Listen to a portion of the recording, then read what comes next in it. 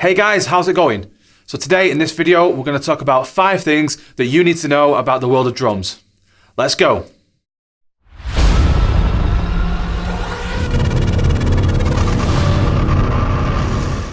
Okay, so number 1, drumming can be very fun and stress relieving.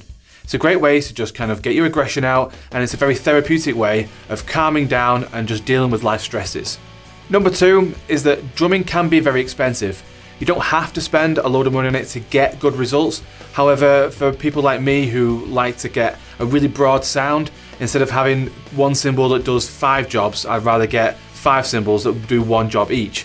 So it can be very expensive in that respect. But the more you progress in your career, the more you'll realize that having really good quality equipment is absolutely invaluable when it comes to playing on stage or in the studio. You want stuff that's going to be reliable, and for the most part, that can be expensive. Number 3 is to practice.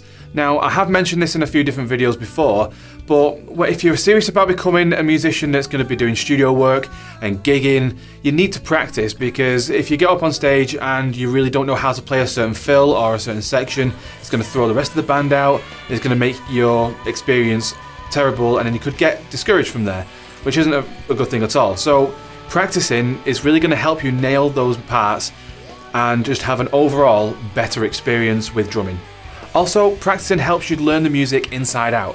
So if you ever get to a point on stage or in a studio where you kind of blank out a little bit and you're struggling to remember what comes next, you can kind of improvise your way out of it. It's not always the best thing to do, but if you ever come across that problem in, like I say, in a live setting or in a studio, it's a good way of getting yourself out of that issue. Number 4 is the community. Now, the drumming community has been absolutely incredible in my experience.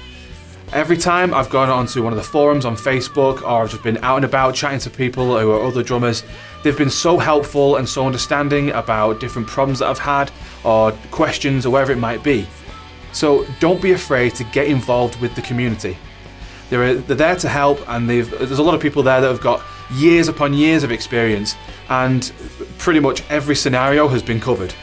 So, like I say, don't be afraid to ask anyone, even myself or anyone else on those forums. Number 5 is drumming etiquette. Now, this is something that I'm probably going to do a much longer, in-depth video on, but basically, there's certain things that you do and don't do. And when it comes to things like borrowing someone else's gear, you look after it. Treat it like it was your own gear. This also applies to kit sharing at gigs. If someone's supplying the shells, then you need to treat it with the utmost respect and return it in the same condition you found it. However, I will say that I have played a couple of gigs where the shells have been completely out of tune and I've had to retune them just to make them sound somewhat decent. However, I always try to go and find the owner first and get his consent to do something. If he says no, then it's just I've had to deal with it, I've had to play a really crappy sounding kit. That's just the way live music goes sometimes. However, I won't just tune it without notifying someone first. I hope these tips have given you some insight and some understanding into the drumming world. It's an amazing world out there, you need to go and experience it for yourself. If you have any questions or concerns, please leave them in the comment sections below. Thank you very much for watching, and I'll see you in the next one, guys.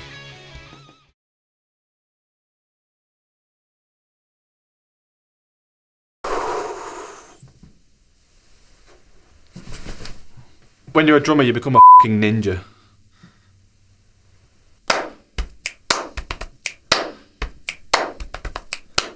I'm gonna have like bruises all over my chest, and like people are gonna be wondering, who's beating you?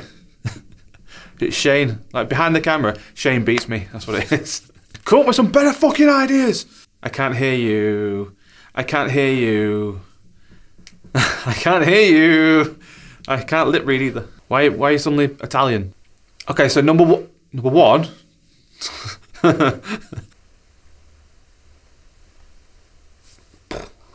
Yeah, so you have to just sit and be quiet. I know.